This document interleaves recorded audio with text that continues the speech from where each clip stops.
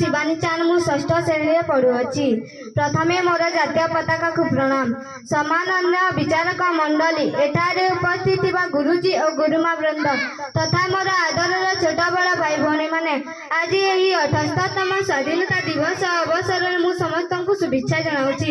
ପରାଧୀନ ଭାରତ ବର୍ଷକୁ ସ୍ୱାଧୀନ କରିବା ପାଇଁ ଯେଉଁ କେତେଜଣ ସ୍ୱାଧୀନତା ସଂଗ୍ରାମୀ ନିଜ ଜୀବନକୁ ଉତ୍ସର୍ଗ କରିଦେଇଥିଲେ, ସେମାନଙ୍କ ମଧ୍ୟରୁ ସୁଭାଷ ବୋଷ ଅନ୍ୟତମ। ସେ ବିପ୍ଳବୀ ସୁଭାଷ 1897 ମସିହା ଜାନୁଆରୀ 23 ତାରିଖ ଦିନ ଓଡ଼ିଶାର କଟକ ସହରରେ ଜନ୍ମଗ୍ରହଣ କରିଥିଲେ। ତାଙ୍କ ପିତା ଜାନକୀନାଥ ବୋଷ ଥିଲେ। ସେ ଜଣେ ବରିଷ୍ଠ ଓକିଲ ଥିଲେ ଓ ମାତା ପ୍ରଭାବତୀ ଥିଲେ। ସେ ଜଣେ ସୁଗୃହିଣୀ ଥିଲେ ଓ ପ୍ରତିଟି ମୁହୂର୍ତ୍ତରେ ସେ ଚିନ୍ତା କରୁଥିଲେ ଭଗିନୀ ଭାରତ ମାତାର ଉନ୍ନତି ପାଇଁ। ସେ ନିଜର ସୁଖ ସୁବିଧାକୁ ତ୍ୟାଗ କରୁଥିଲେ। ଭାରତ ମାତାର ମୁକ୍ତି ପାଇଁ ସେ ରାମକୃଷ୍ଣ ପରମହଂସ ବିବେକାନନ୍ଦଙ୍କ ଆଦର୍ଶରେ ଅନୁପ୍ରାଣିତ ହୋଇଥିଲେ। 1921 ମସିହା ଭାରତର ସ୍ୱାଧୀନତା ସଂଗ୍ରାମୀରେ ଯୋଗ ଦେଇଥିଲେ। ସେ ମହାତ୍ମା ଗାନ୍ଧୀଙ୍କୁ ବହୁତ ସମ୍ମାନ କରୁଥିଲେ, କିନ୍ତୁ ତାଙ୍କ ଅହିଂସା ନୀତିକୁ ସେ ପସନ୍ଦ କରୁନଥିଲେ। ସେ କହୁଥିଲେ, ମୋତେ ରକ୍ତ ଦିଅ, ମୁଁ ତୁମକୁ ସ୍ୱାଧୀନତା ଦେବି।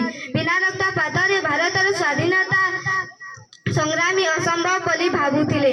ସେ ଆଜାଦ ହିନ୍ଦ ଫୌଜ ଓ ଫରୱାର୍ଡ ବ୍ଲକ ଗଠନ କରି ବ୍ରିଟିଶ ଓ ସାମ୍ରାଜ୍ୟକୁ ଦହଲାଇ ଦେଇଥିଲେ।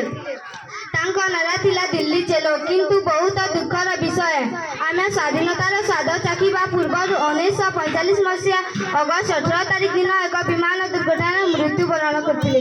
ମୁଁ ଏତିକି କହି ମୁଁ ମୋର ବକ୍ତବ୍ୟ ଶେଷ କରିଛି। ଜୟ ହିନ୍ଦ, ଜୟ ଭାରତ।